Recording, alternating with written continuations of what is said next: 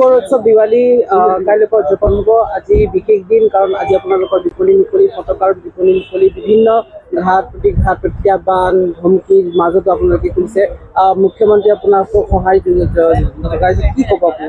কেনেকুৱা ধৰণৰ মাৰ্কেট ইমান ভাল নাই, অলপ মানে মানুহকেইটা মন নাই বম ফটোৱা, সেইকাৰণে মাৰ্কেট অলপ ইমান ভাল নাই আৰু আমাৰো মন নাই, কিন্তু ষ্টক আহি গৈছে সেইকাৰণে দোকান দিছোঁ, অলপ সৰুকৈ দিছোঁ কিন্তু চেল ইমান নাই এবাৰ। মানে মাৰ্কেটটো মানুহ এতিয়াও জীৱন গাৰ্গক লৈ এতিয়াও ম্লান হৈ আছে, এতিয়াও মাৰ্কেটটো ডাউন হৈছে, কি ভাবে কেনেকুৱা ধৰণৰ? মাৰ্কেট ডাউন হৈছে হয়, জুবিন দা লৈ মাৰ্কেটটো ডাউন আছে, মানে মানুহ মন ভাল নাই, সেইকাৰণে আমাৰো মন ভাল নাই, সেইকাৰণে ইমান ফটকা ফুটা নাই এবাৰে আৰু আমাৰ চেলো নাই। আপোনাৰ বিপণীখন দিছে ক'ত দিছে? কি বস্তু কৈছে? এড্ৰেছটো ক'ত? এড্ৰেছ লাচিত ঘাটত আমি দিছোঁ, এই ITI চেণ্টাৰৰ অফিচত লাচিত ঘাট। কেনেকুৱা ধৰণৰ এটা ফটকা পোৱা যায়?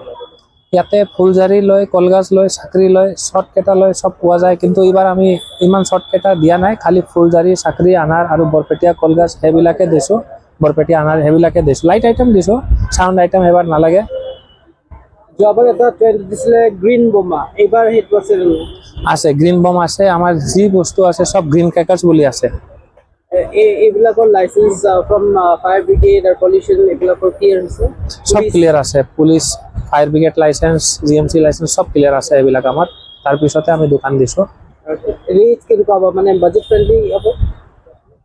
বাজেট ফ্ৰেণ্ডলি হ'ব আৰু ইমান মানে কাষ্টমাৰ যেনেকৈ আহে যি হয় চাওঁ, এতিয়ালৈকে ইমান ভাল ৰেচপন্স পোৱা নাই, আশা কৰি আছোঁ আৰু আহে, টাইম আছে এতিয়া, চাওঁ যেনেকৈ যি হয়। হেপ্পী দিৱালী।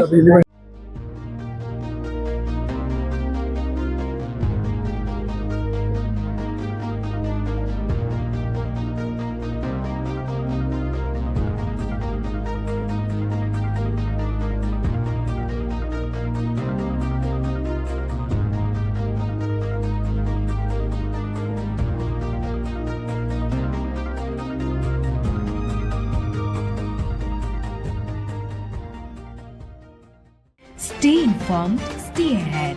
News NE 365.